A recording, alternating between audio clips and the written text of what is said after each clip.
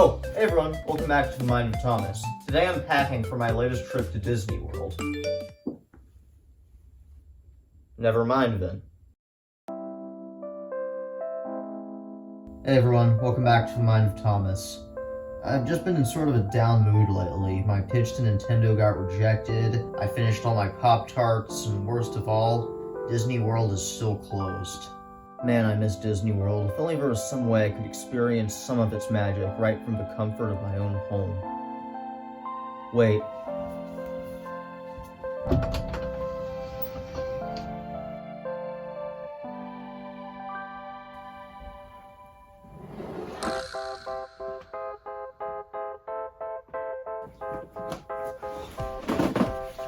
Alright. No.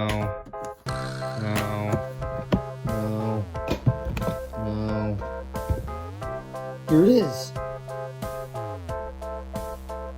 Man, I have so many good memories of this game. Probably wondering what this is and how I have it.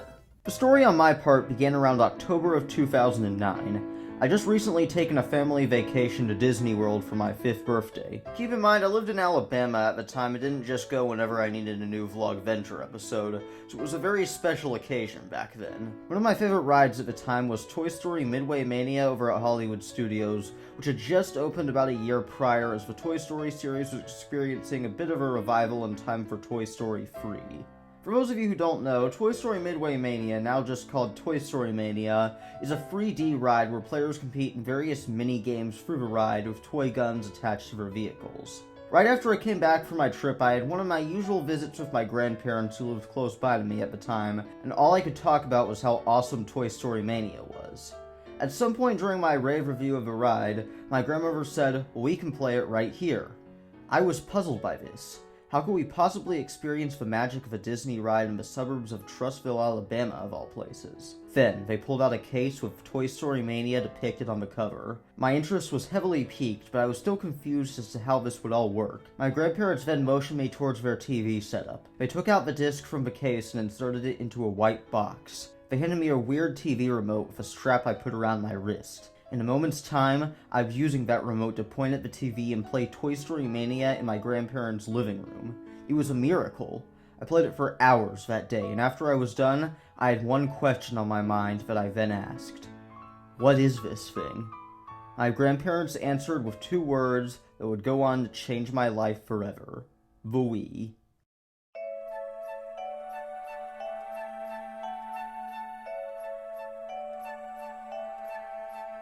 After that day, I made sure to ask my parents for one, and on Christmas Day 2009, I got my Wii with a copy of Toy Story Mania all to myself. And from there, my love of Nintendo started. Well, I think that's enough reminiscing for now. I wonder how the game still holds up after all these years. I guess there's only one way to find out.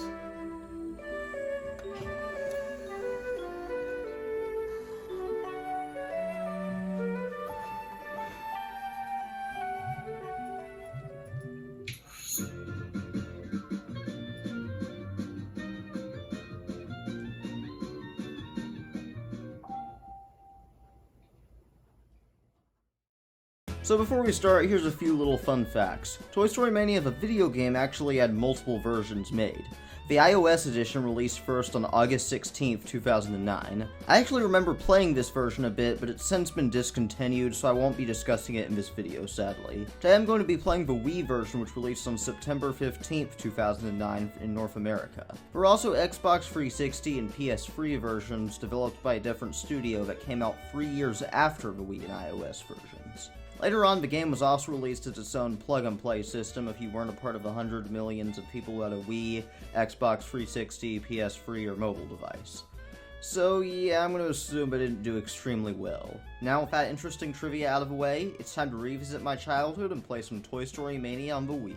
First things first, I love the menu setup for this game. You type your names and Mr. Spells, choose your player colors using a kid's paint set, grab the options of a grabby toy. It all just fits perfectly with the Toy Story world, and I love that they put in the attention to detail instead of just having you pick things from a simple list. There are two main modes, Quick Play and Story. Quick Play is playing whatever you're in the mood for, while Story Mode is a set romp through everything. Personally, I prefer just to boot up Quick Play and go for high scores, since Toy Story Mania isn't really a game I care about beating.